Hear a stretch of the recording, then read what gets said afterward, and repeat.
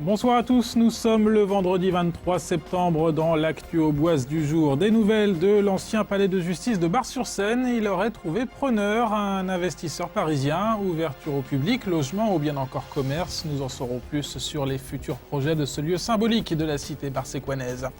Autre sujet du journal, cette opération de solidarité à Essois. Un jeune aubois a sollicité une émission de télévision pour venir en aide à sa famille. La maison familiale qui était partie en fumée après un incendie est en train d'être reconstruite grâce à des bénévoles et des artisans des environs. Un bel élan de générosité. Et puis gros plan sur le salon de l'habitat au parc des expositions de Troyes. C'est la 19e édition, l'occasion de découvrir jusqu'à lundi les nouveautés et les nouvelles tendances en matière d'équipement de la maison. À cause de la réforme de la carte judiciaire, il avait dû fermer ses portes en décembre 2009. Il pourrait très bientôt les rouvrir à d'autres fins. Le palais de justice de Bar-sur-Seine est en passe de trouver preneur. Le conseil municipal a accepté cette semaine la proposition d'un investisseur parisien. Ce dernier souhaite racheter le bâtiment datant de la fin du 19e siècle, 500 mètres carrés et un petit jardin qui était depuis 1961 propriété de la commune. Reportage Annabelle Millet. Depuis 1961, Bar-sur-Seine a les devoirs de tout propriétaire concernant le tribunal et même aussi les devoirs du locataire. En effet, l'activité a déserté les lieux il y a 2 ans, laissant toute charge à la municipalité.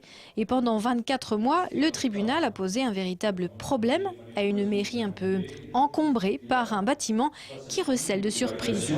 Et le figuier, là, il est magnifique. Il a déjà été tenté plusieurs fois, hein. Le tronc est déjà gros. Donc il est là depuis des années. Depuis des années, il y a un figuier qui pousse. Le gros problème de ce bâtiment, ça a été évidemment l'entretien des locaux et notamment le chauffage. Si bien que progressivement, on n'utilisait qu'une moitié du bâtiment, qui est une des travées, où là, les pièces étaient à peu près entretenues avec une moquette, du papier peint, du chauffage. Et l'autre aile, elle était délaissée totalement. Donc on n'y a plus d'entretien depuis plusieurs dizaines d'années. Aussi, les travaux pour réhabiliter le bâtiment devraient coûter des centaines de milliers d'euros, des sommes que la municipalité de Bar-sur-Seine n'a pu et ne peut débourser. La question s'est posée de ce qu'on allait faire de ce bâtiment, où on ne faisait rien, ce qui était facile, où on faisait des travaux pour une activité qui restait à déterminer, et on a fait une évaluation et on a estimé que ça nous coûtait beaucoup trop cher, donc on n'avait pas les moyens budgétairement pour faire cela. Et puis la troisième solution, c'était de vendre. Alors, au revoir la rue du Palais de Justice et bonjour la rue du Thé dansant, car Bar-sur-Seine a trouvé un acheteur pour son tribunal. Le futur propriétaire, pour l'instant les actes ne sont pas encore signés, hein, c'est tout à fait frais. Le futur propriétaire, ma demande, a précisé, et je l'ai dit au conseil municipal, que son intention dans le bâtiment, c'était de faire un bâtiment pour des thés dansants, pour un salon de thé éventuellement, et des réceptions à la demande. Marcel Hurillon et sa municipalité sont très contents des 180 000 € que va rapporter cette vente. Ils sont aussi très heureux de la nouvelle destination plus festive et attrayante du bâtiment. L'ouverture du lieu à la clientèle devrait se faire dans 1 an, après, on l'imagine, de lourds travaux. La présentation ce matin par la CGT d'un ensemble de revendications pour l'association ADMR. Le syndicat a réalisé un état des lieux de la situation de l'aide à domicile en milieu rural dans le département et il fait du coup des propositions pour pérenniser le service. L'association ADMR est en grande difficulté économique. Pour tenter de sortir de la situation, la CGT propose donc ce document d'une 30aine de pages, un document remis aux personnes concernées par le dossier. Pascal Andrieux est membre de la commission Action sociale de la CGT dans l'Aube. Il détaille à Jonathan Boisset les propositions de ce rapport. Nos positions, c'est d'abord le maintien de l'emploi, parce qu'on considère que les besoins, comme l'on le montre dans notre texte, vont en grandissant. Rien que pour ADMR, il y a 750 personnes concernées. Deuxièmement, c'est le maintien d'une convention collective correcte, avec des salaires décents, avec un remboursement de frais kilométriques, du départ du domicile jusqu'au première intervention.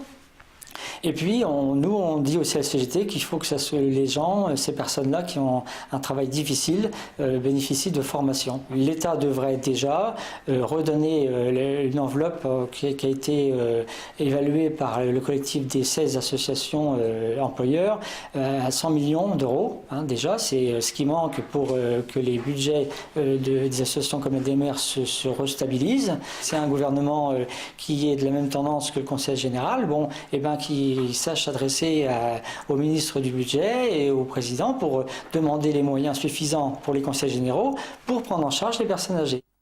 Plus qu'une maison, c'est une famille qu'ils sont en train de reconstruire. Direction maintenant Essois pour un bel élan de générosité. Un jeune Aubois, Grégory, 14 ans, a sollicité une émission de télévision pour venir en aide à sa famille dont la maison est partie en fumée lors d'un incendie. Des bénévoles et des artisans locaux ont répondu à cet appel à la solidarité. La maison renaît de ses cendres, mais le chemin avant d'emménager est encore bien long. Le reportage à Essois, Christian Vieira. Le chantier de cette maison a réellement commencé mercredi dernier. Après un violent incendie, elle était en ruine aux grandes dames des propriétaires. C'est un couple qui est arrivé à Essois il y a 6 ans et qui ont monté leur maison tout seuls et qui ont eu la malchance, en y habitant un mois, qu'elle ait brûlé. La maison avait brûlé entièrement. Et entre le loyer de leur maison qui louait et le crédit de la maison, ils se sont enterrés. Pour s'en sortir, la production de l'émission Tous Ensemble a été sollicitée. Elle a su mobiliser des bénévoles venus de tout le département. À 3 dans mon appart, mais je suis venu chez ma copine à Charvet, qui habite à 2 villages d'ici, pour aider. Parce que j'aime bien aider les gens, puis si c'est moi qui est dans la merde, j'aimerais bien qu'on m'aide, quoi. On a commencé par déjà déblayer tous les gravats, donc à l'intérieur, à l'extérieur. On a posé de la laine de verre, du placo. Mais le délai de 2 semaines pour tout remettre en état semble difficile à tenir. Les bras manquent. On manque de personnel, de main-d'œuvre, ça c'est sûr. Donc à bon entendeur. Autre difficulté, les professionnels en électricité sont insuffisants. Pourtant, plus de 30 entreprises artisanales donnent un coup de main. Les heures, je ne compte pas les miennes. Autant que mon personnel est venu peut-être une paire d'heures, 2-3 fois dans la semaine. Il manque encore des fonds, d'où l'idée d'autres bénévoles d'organiser des animations ce dimanche à Essois. On organise donc un spectacle dimanche après-midi à 15h où on va danser, donc les entrées seront gratuites. Par contre, on va vendre donc le champagne que l'on a récolté auprès de tous les récoltants manipulants du coin, de la région. On va vendre aussi des boissons. Les parents des danseuses vont faire des gâteaux. Et il y a aussi le musée Renoir qui se mobilise le même jour que nous en fait. 50% des entrées seront reversées pour la maison aussi de la famille Jeannin. Les bénévoles espèrent ainsi collecter 2 à 3 000 euros afin d'acheter parquet, peinture et mobilier partis en fumée lors de l'incendie. Et les bénévoles ou les artisans des environs sont appelés à donner un coup de main. Pour cela, un contact le 06 76 89 26 40. Une idée pour les jardiniers de l'automne. La ville de Pont-Sainte-Marie organise demain une bourse aux plantes. Elle collabore avec 3 associations pour cet événement. Le rendez-vous se déroule pour la première fois dans les 5000 m² des jardins pédagogiques, chemin de l'Ozeret. Et les animations vont fleurir. Sont prévus des échanges de plantes, mais aussi des démonstrations de bouturage, des prélèvements de miel et des ateliers de vannerie. L'événement offre aussi l'opportunité d'aborder des techniques dans l'air du temps comme le bio. Écoutez 2 des organisateurs de la journée. Elles sont au micro de Christian Vieira. La mairie de Pont-Sainte-Marie, depuis plusieurs années, mène une politique de protection de l'environnement. Elle a acquis cette parcelle qui se trouve dans la proximité du puits de captage. Et je pense que le verger offre justement une variété d'arbustes, d'arbres fruitiers, de sapins, de plantes ornementales. Et on a voulu les mettre en valeur. Pas de pesticides, pas d'engrais particuliers. Tout doit être fait naturellement. Nous avons justement des spécialistes qui sont ouverts à toutes les demandes et qui font partager leur passion et leur savoir-faire. Quand on aime jardiner, quand on aime toucher la terre, quand on aime cultiver, eh bien on aime aussi en parler. Bon, alors maintenant, la mode est au purin de plantes, le purin d'ortie contre les maladies des tomates, par exemple. Après le jardin, pourquoi pas la maison? Le 19e salon de l'habitat et de la décoration a ouvert ses portes cet après-midi au parc des expositions de Troyes. Au fil des éditions, le principe reste le même, rassembler sur un même lieu les professionnels de l'aménagement et de la construction. Le salon s'étale sur plus de 6000 mètres carrés pour que vous puissiez repérer les tendances et les nouveautés de cette édition 2011. Découvrez ce reportage de Jonathan Boisset. Dernier préparatif ce matin avant l'ouverture du salon de l'habitat et de la décoration. L'heure de retirer les bâches protégeant les tapis. Cette année encore, un showroom de 200 mètres carrés est exposé au cube, mis en place par un architecte d'intérieur. On a pu utiliser les différents styles des différents exposants. On a toute une partie assez moderne pour tout ce qui est cuisine et salle à manger et salon et ses chambres. Par contre, le salon, lui, il a un style un petit peu plus particulier, c'est un style asiatique. Ce sont des acteurs qui sont présents sur le salon. Au lieu d'être chacun dans son stand indépendant, on fait une action commune.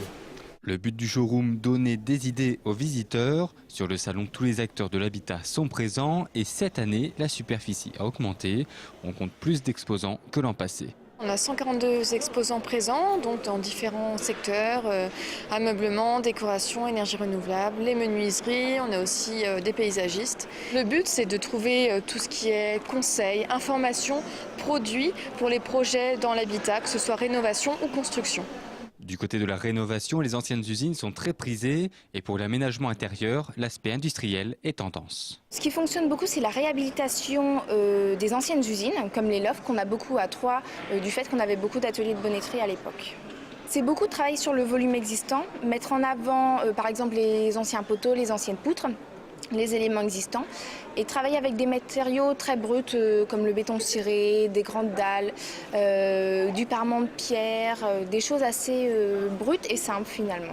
Si cette année marque le retour des stands extérieurs, la grande nouveauté est le pôle immobilier.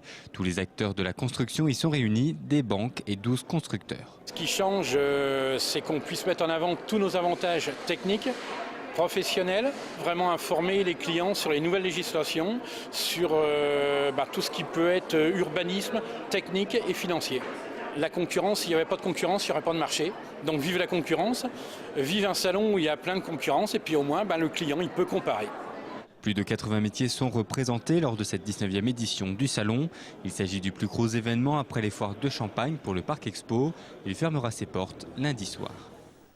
Une triste nouvelle pour les fans de musique avant de refermer ce journal. La chanteuse cap-verdienne Césaria Évora annule sa tournée internationale et donc son concert prévu à Troyes le 27 octobre prochain lors des Nuits de Champagne. Elle devait assurer la deuxième partie de Acha. Césaria Évora, 70 ans, annonce même la fin de sa carrière pour des raisons de santé. On ne reverra donc plus Césaria Évora sur scène comme cela avait été le cas à l'Espace Argence en 2004. La direction du Festival des Nuits de Champagne travaille au remplacement du concert. Celui-ci sera annoncé mardi au plus tard. Les infos sur le site internet des Nuits de Champagne. C'est la fin de cette édition. Merci de votre fidélité. Tout de suite, la météo de Sandra Durut. Lundi, Mathieu Mercier pour le JT. Bon week-end à tous sur Canal 32.